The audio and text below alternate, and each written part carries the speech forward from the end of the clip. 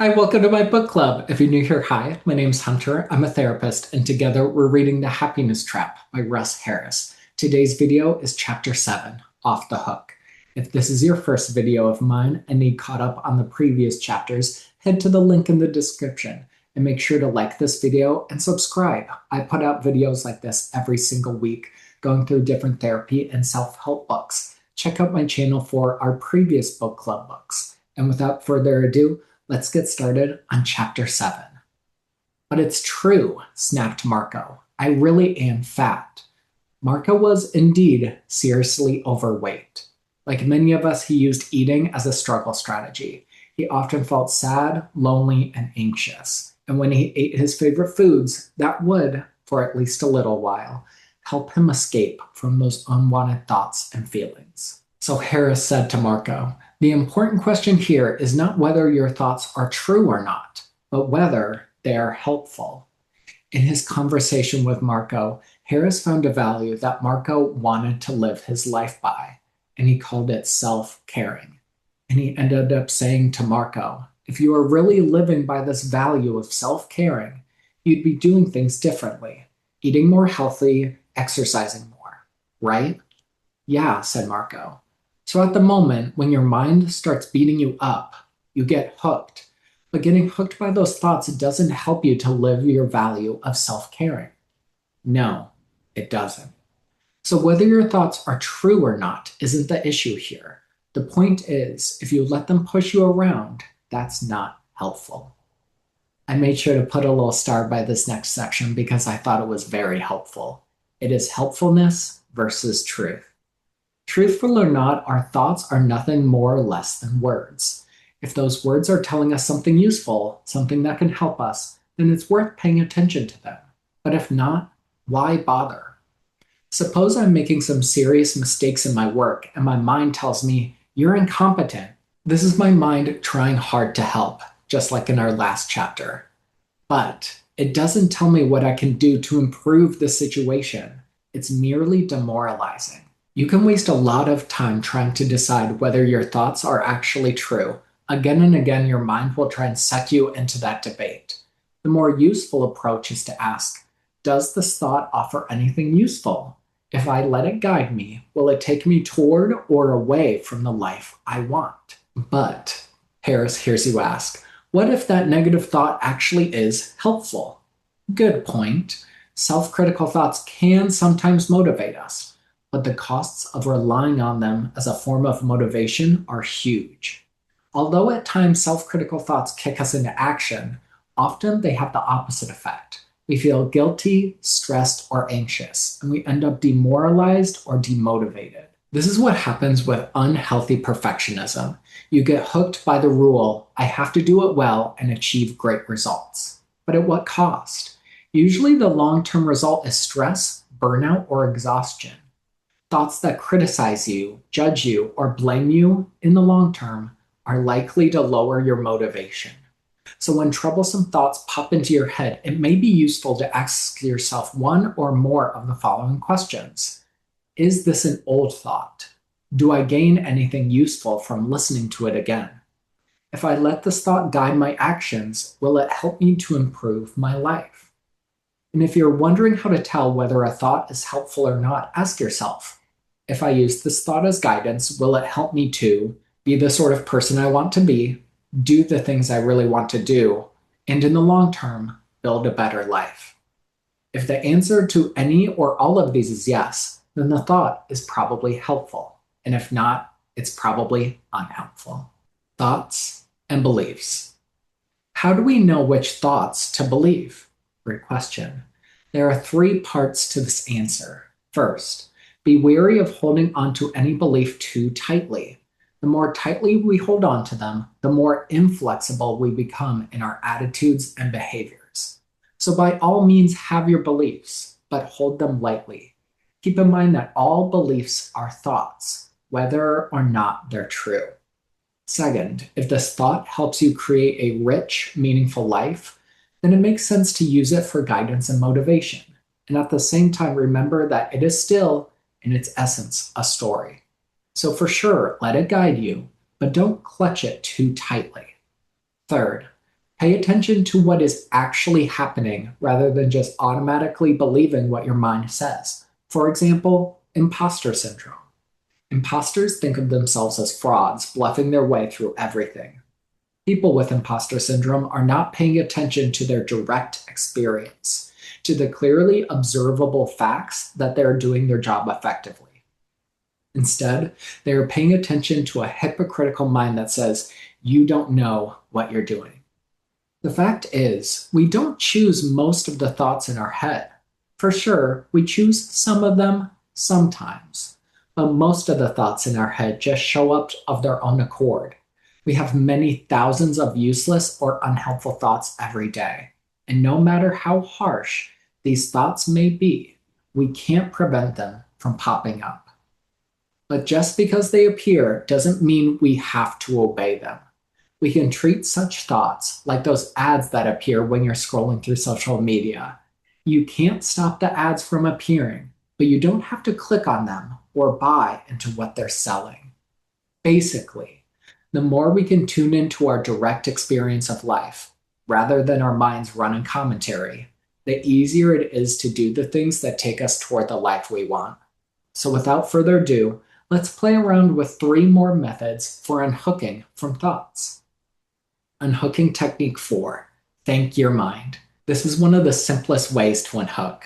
When your mind starts coming up with those same old unhelpful stories then, with a sense of humor and playfulness, you thank it. Thank you, mind. How very informative. Or thanks for sharing. When Harris uses this method, this is what it sounds like inside his head. You're so pathetic. Thanks, mind. You can use that unhooking technique, but you're still pathetic. Thanks, mind. Thanks for sharing. It's important that we don't do this sarcastically or aggressively, because that can easily pull us into conflict with our thoughts. We want to do this playfully, with warmth and lightness and humor. There are many ways to modify this technique. For example, you can combine it with naming the story. Yes, here's the I'm a failure story. Thanks, mind. Or you can acknowledge your mind's good intentions. Thanks, mind. I know you're trying to help, but it's okay. I've got this covered.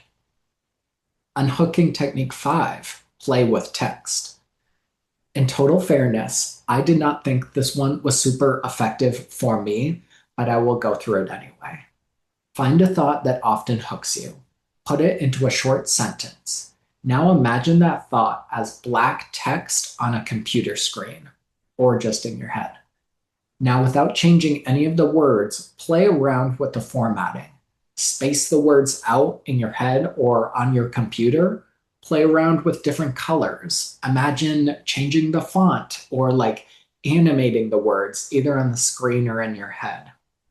What happened? Harris asks. Did you get some sense of distance or detachment from the thought, or did it lose some of its impact? The reason I didn't super love this is that it seems like it takes a lot of effort. Like you either need a phone or a computer to actually play around with the text in order to get unhooked from your thoughts. Or if you're out in public, you really need to devote some brain power to playing around with the thought that hooks you. I really like the techniques that Harris does where they're kind of less effortful and you can do them more discreetly. The next unhooking technique, Silly Voices, is another one that does require more thought, but I do think it is a little bit better than the playing with words one. Harris says, this technique is particularly good with recurrent, harsh self-judgments. Find a self-critical thought that often hooks you. Next, pick a cartoon character with a humorous or distinct voice, like Mickey Mouse, SpongeBob, Darth Vader, Yoda, or Gollum. Replay the thought in your head and hear it in its new voice. Now try that one more time using any kind of voice you might think to help you unhook, like a politician, a sports commentator, or someone with an outrageous accent, says Harris. As an alternative to the above, you can always download a voice changer app where you can make yourself sound like a robot or a ghost or a chipmunk. So how did you do? By now, Harris guesses you're a lot less hooked by that thought. Notice you haven't struggled against the thought at all. Rather, you have seen it for what it is, a bit of language. By taking that segment of language and hearing it in a different voice, you become aware that it is a string of words, nothing more, nothing less. Some people dislike the silly voices technique. They feel like it's trivializing something serious. If this technique or any other feels that way to you, please don't use it. Unhooking is not about trivializing genuine problems in your life. It's aimed at freeing us, freeing up our time, energy, and attention so we can invest it in meaningful activities. When thoughts are both true and serious. What do we do if a thought is both true and serious? One of Harris's clients, Amina, had severe cardiomyopathy and was desperately hoping for a heart transplant. She told Harris she couldn't focus on anything. She spent all day lost in a thick smog of anxious thoughts. These were all true and serious thoughts about her heart condition, the chances of finding a donor, the risks of surgery, the chances of dying, and so on. The problem was, while all caught up in these thoughts, she was missing out on life. She couldn't be present with her loved ones. So Harris listened compassionately, validated all of her perfectly normal fears, and taught her how to drop anchor. Then, when they talked about naming the story, she chose to call it the Time's Running Out story. She agreed to practice noticing and naming the Time's Running Out story whenever it showed up during the day, and to alternate this with thanking her mind. Thanks, mind. I know you're trying to help me deal with my illness and make the most of my remaining time, and that's okay. I've got this handled.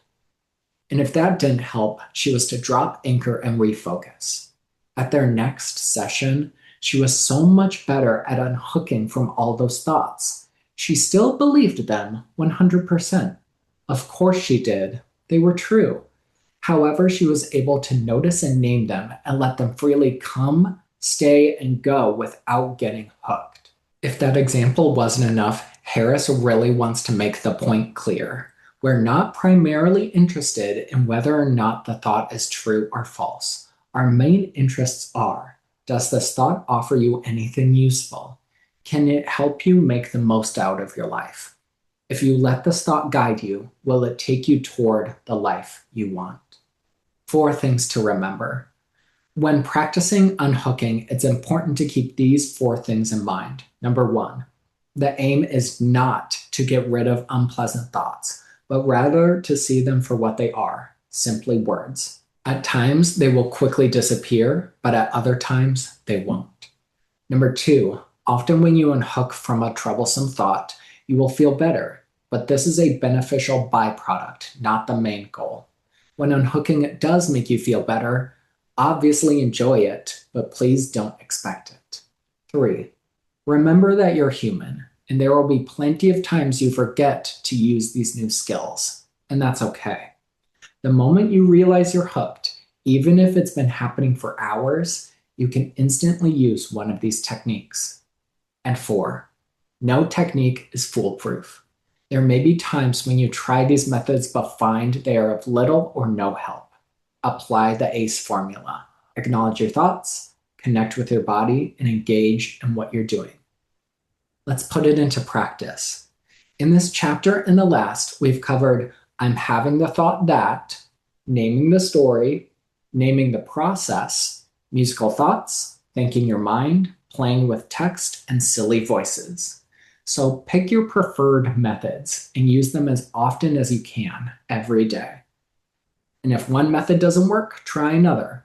Harris usually recommends the following sequence. 1, the first step is simply to notice and name what's hooking you. 2, if you're still hooked, use a playful technique, such as musical thoughts, silly voices, or playing with text. And 3, if you're still hooked after that, drop anchor. And now, some words of caution. From here on out, in almost every chapter, you're going to learn new skills. And if you try to do them all, you're sure to get overwhelmed. So please be flexible. Adapt everything to suit your way of living. Also keep in mind, Many of these skills can be incorporated into your daily routine without the need to free up extra time. Those are the unhooking strategies that I especially like. You don't have to stop your life to do them. Instead, let them become part of your life. One final caution. This is not some quick fix approach. It does require patience and persistence. So go slowly, take your time, and simply notice what happens as you incorporate these practices into everyday life. Troubleshooting. The thoughts didn't go away. Unhooking isn't about getting rid of thoughts. It's about seeing them for what they really are and making peace with them, allowing them to exist in your world without fighting them. It didn't make me feel any better. If you use these techniques to try and control your emotions, you will soon be disappointed. That's not their purpose. True, unhooking will often reduce unpleasant feelings, but that's a bonus, not the aim. I got even more hooked. This usually means the technique you chose is not a good fit for you. Please try another one, and if all else fails, drop anchor. But I don't like these thoughts. I want them gone. You don't have to like your thoughts in order to drop the struggle. It's okay to want to get rid of them. In fact, that's expected. But wanting to get rid of something is quite different from actively struggling with it. For example, suppose you have an old car that you no longer want, but you won't have an opportunity to sell it for at least another month.